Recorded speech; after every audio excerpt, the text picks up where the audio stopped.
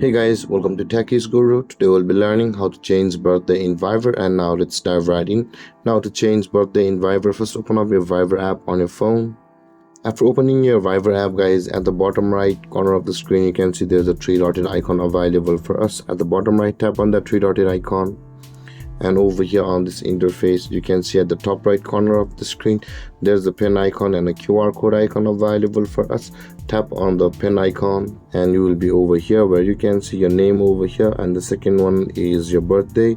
Now in order to change it, just tap on it and this kind of calendar up here with the year first, and choose your year, and of that choose the month and the day when you were born by choosing on the calendar. You can choose the month by tapping on these arrows, and you can see, let's go to the date again by tapping on the year over here.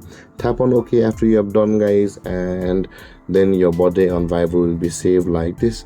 And with that being done, guys, this is how to change your birthday in Viber. And if you have any confusions or questions regarding the topic, feel free to comment in the comment section below, and don't forget to like, subscribe and hit that bell icon for more videos. Thank you for watching, guys. Peace.